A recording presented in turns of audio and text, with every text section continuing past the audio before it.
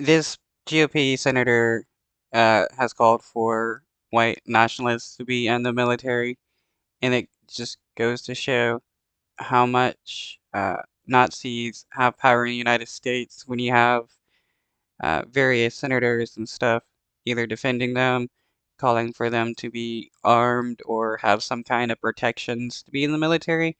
It it's because, they're Nazis as well, and they want these types of people to be the ones with power. A U.S. senator who has already been criticized for racism has suddenly taken up the cause, seemingly, of white nationalists being able to serve in the U.S. military. In our radio interview this week, Republican Senator Tommy Tuberville of Alabama had quite the flaming hot take. Democrats are attacking our military, saying we need to get out the white extremists, the white nationalists, people that don't believe in our agenda as Joe Biden agenda. You mentioned the Biden administration trying to prevent white nationalists from being in the military. Do you believe they should allow white nationalists in the military? Well, they call them that. I call them American. It's funny how during World War II, Nazis were evil people for wanting to genocide people, and that's what they still want to do today. But now, you got people like him who are like, no, Nazis are Americans. Back during World War II, this dude would be considered a traitor. Now, on first blush, Senator Tuberville seems to be taking up the cause of white nationalists, people who believe in building a white-centric state. And he seems to be arguing they deserve to be armed and trained and to serve in the U.S. military.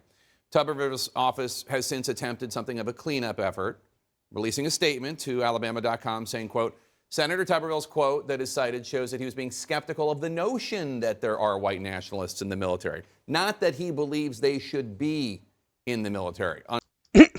But that is what he said, and it came out of his mouth. Unquote. Today, Tuberville talked to CNN off camera and said, quote, here's the problem.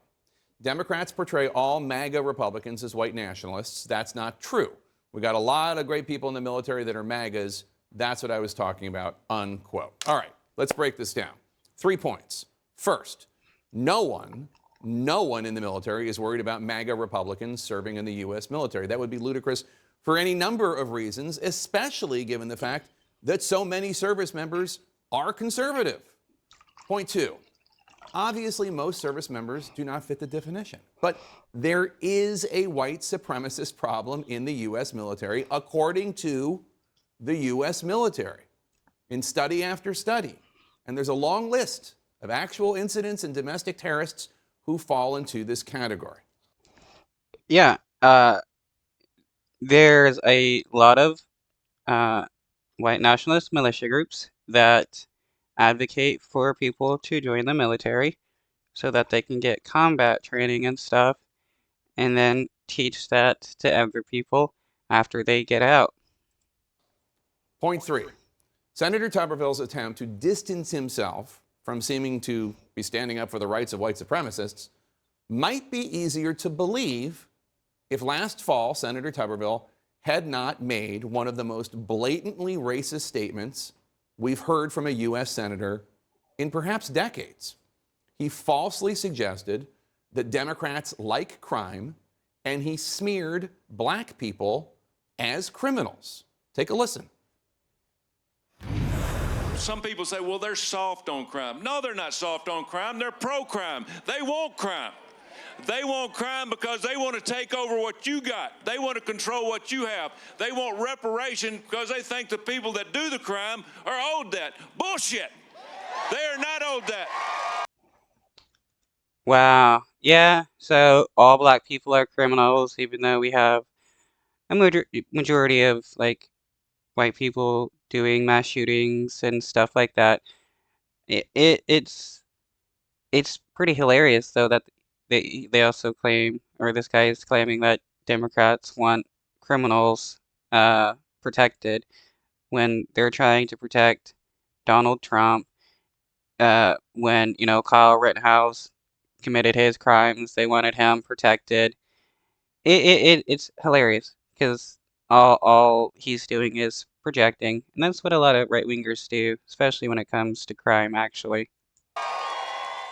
Senator Tuberville there saying that Democrats like crime and they want reparations, which is the term for payments made to individuals who are descendants of slaves, because they think that people that do the crime are owed that.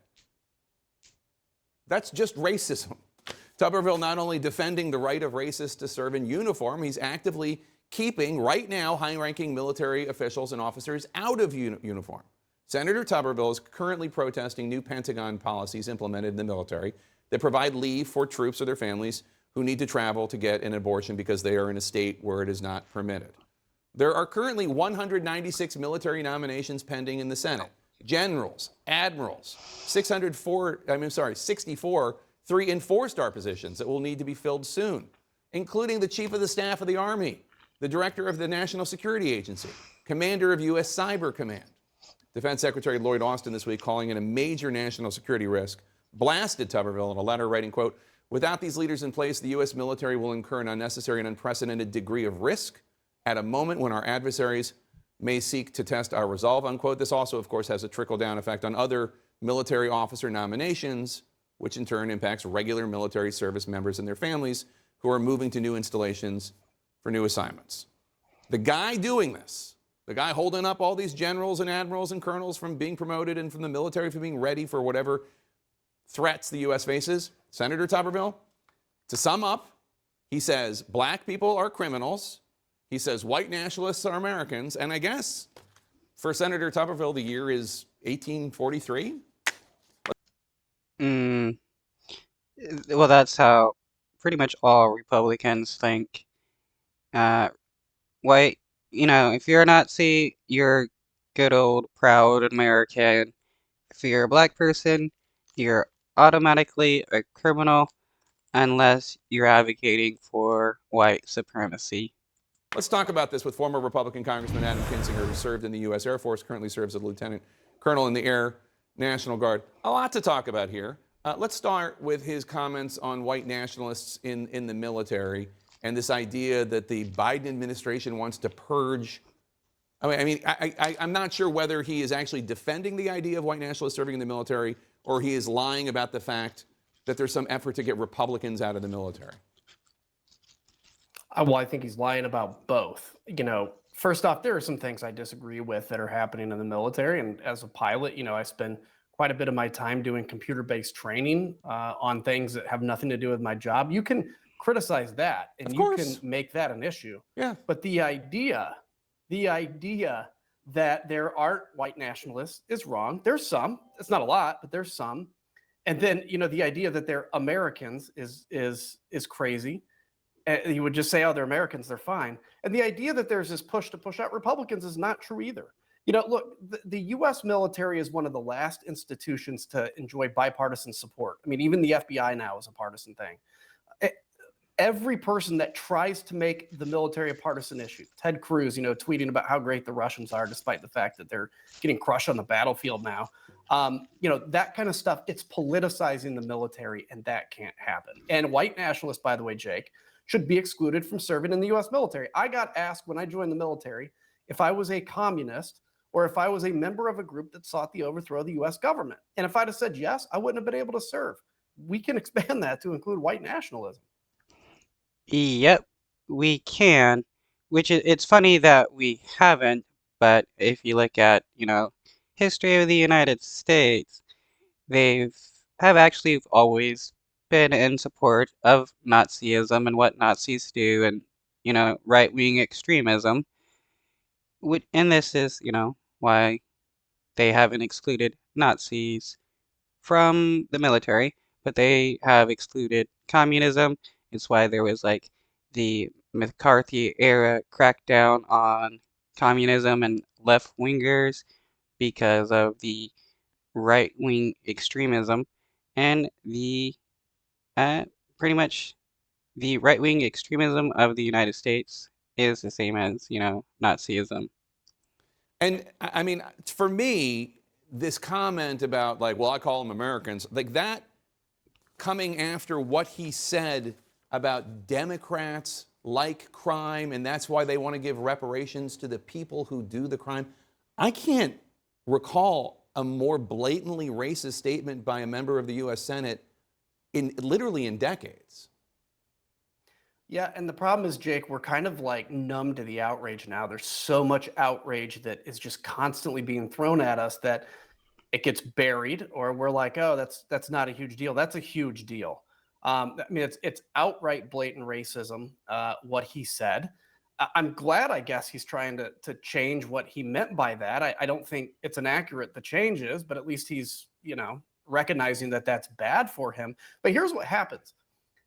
Everybody has a battle in their heart every day between light and dark, and when leaders stand up in front of you and they speak the dark parts of your hearts, the fears, all that kind of stuff, it gives permission for that darkness to overtake you. And leaders in America, for the most part, for all of our history, have realized they have to shed light. This is a time where they're standing in front of crowds and spewing darkness, and it's a frightening time, frankly.